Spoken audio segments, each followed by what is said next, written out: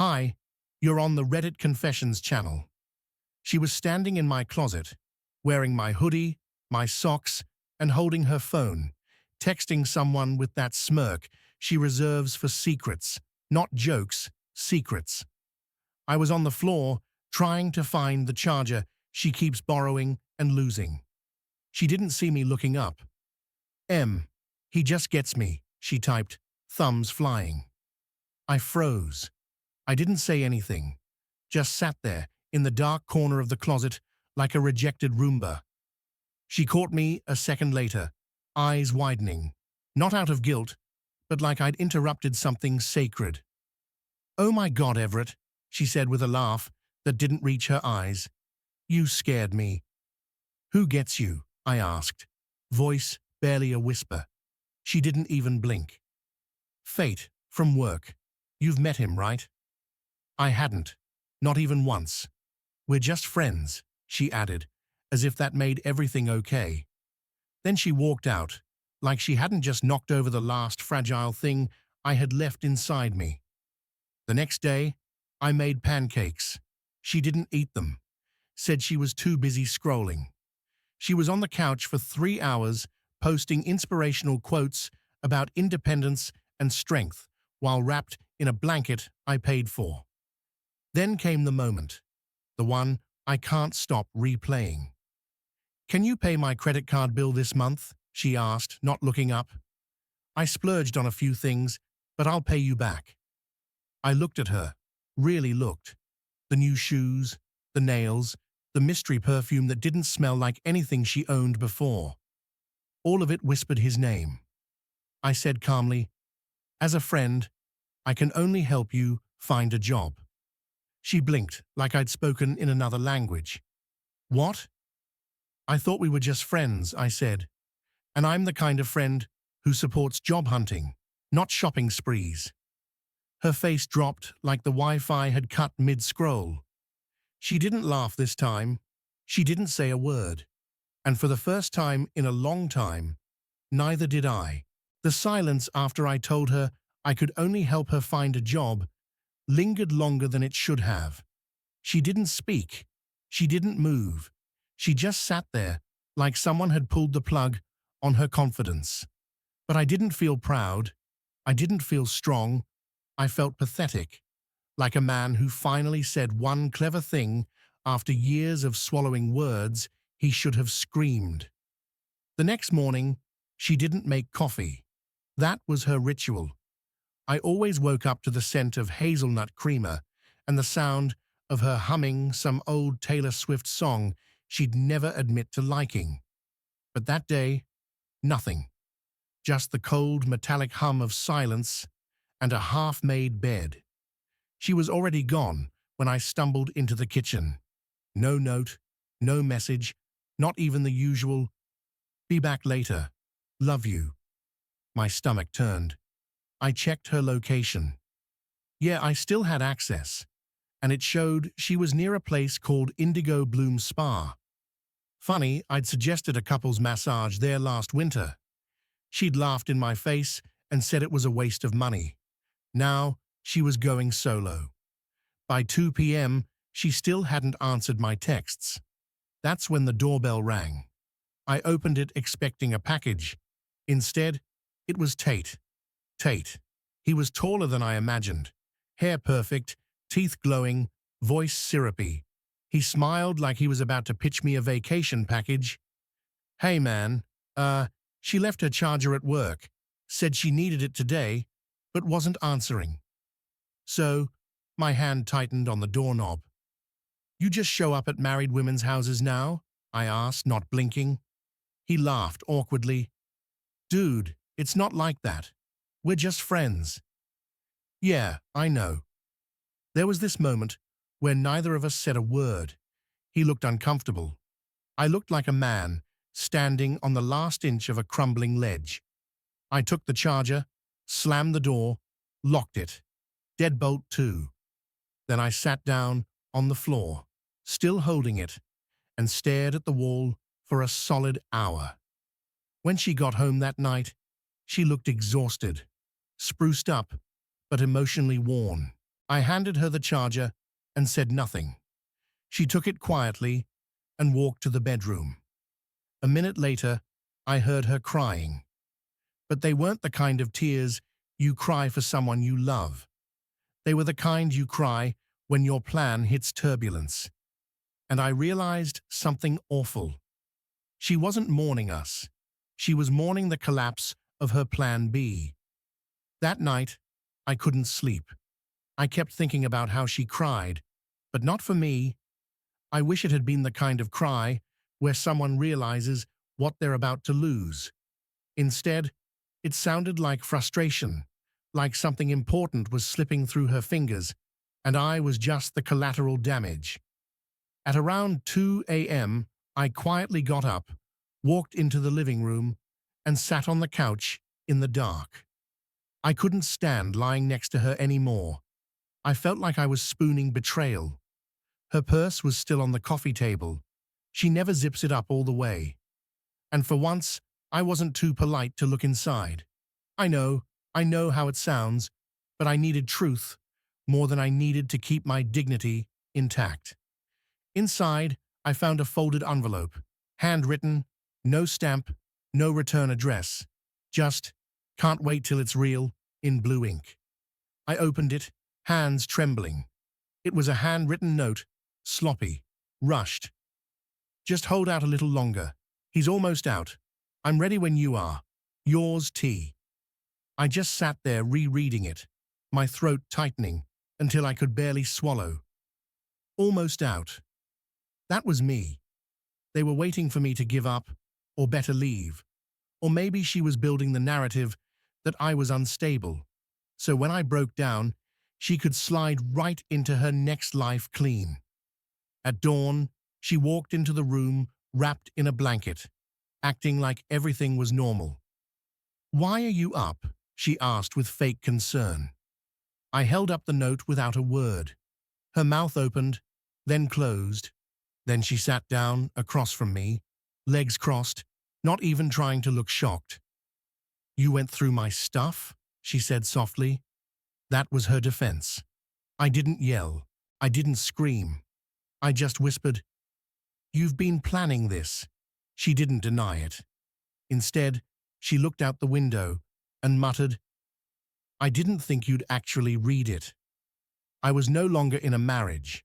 I was in a slow-motion eviction from my own life.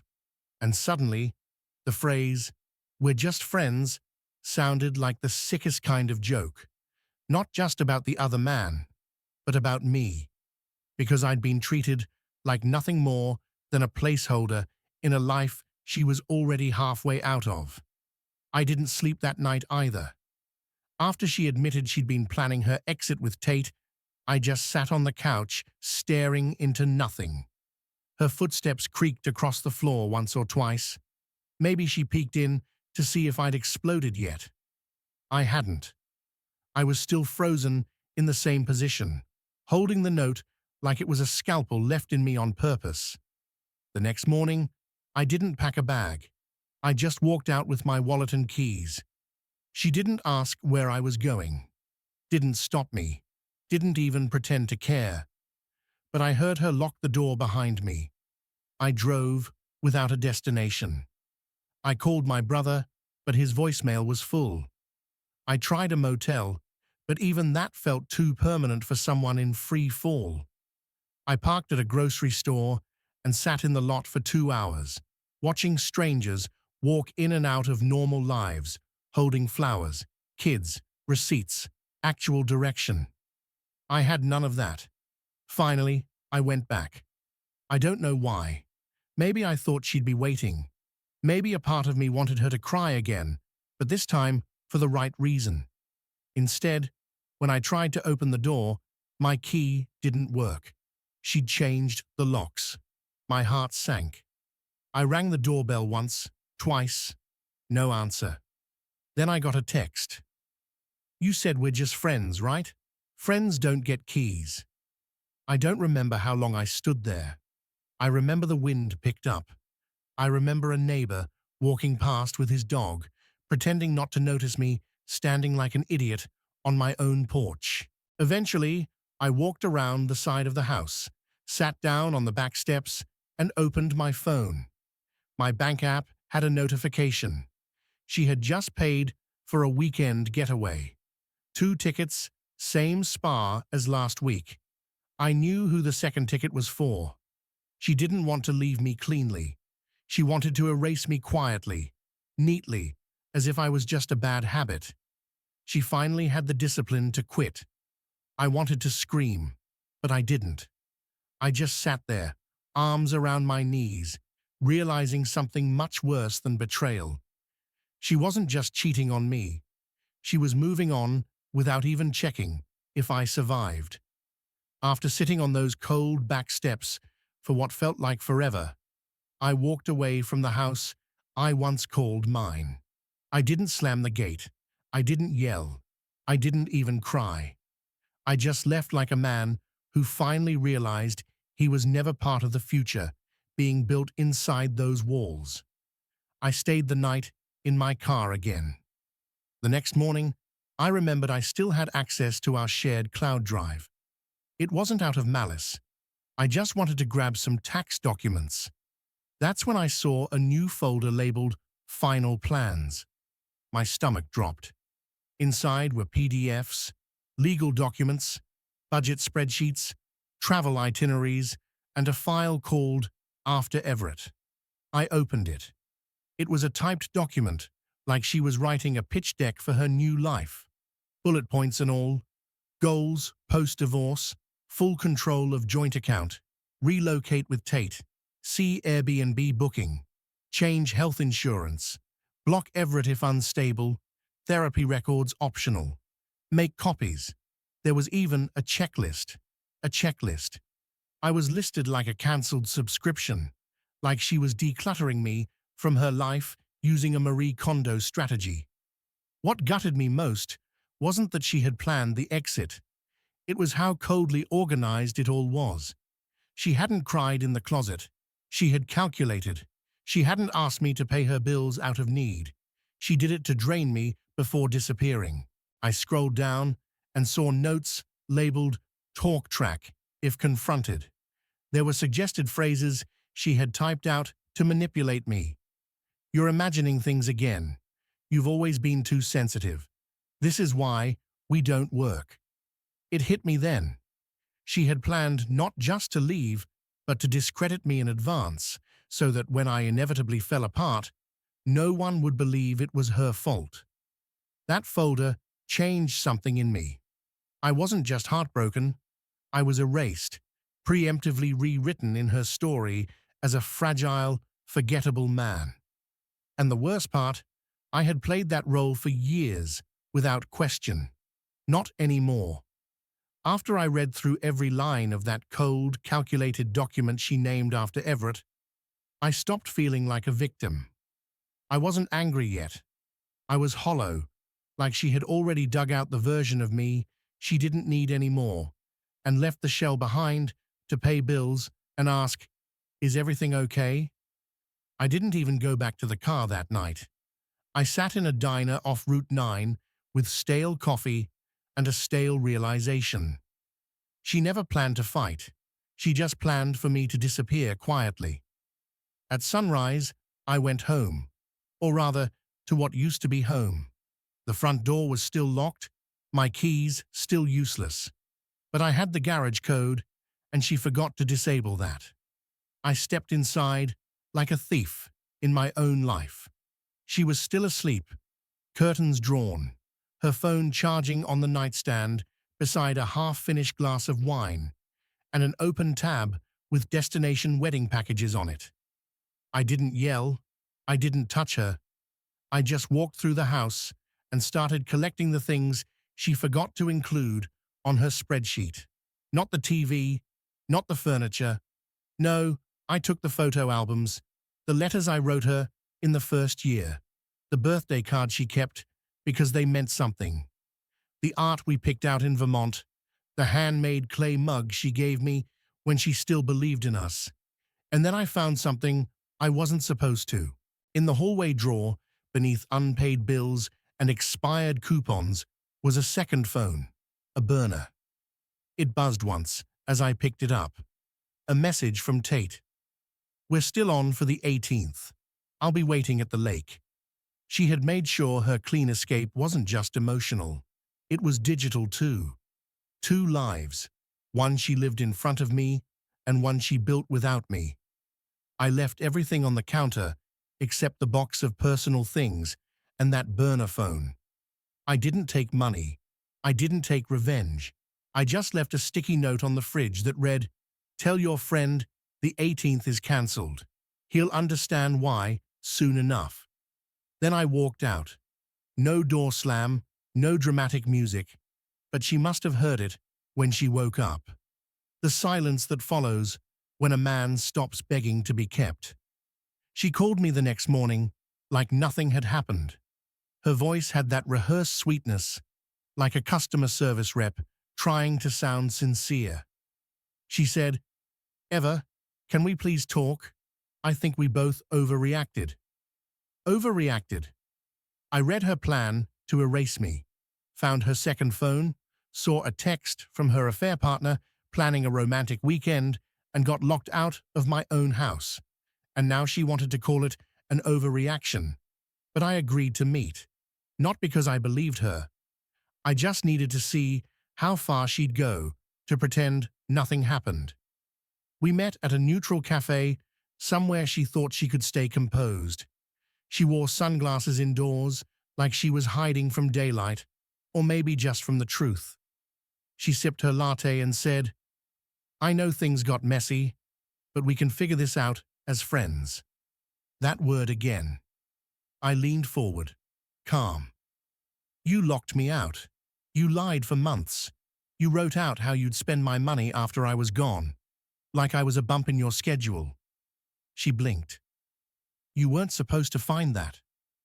"Oh," I said with a bitter smile. "So I ruined the surprise."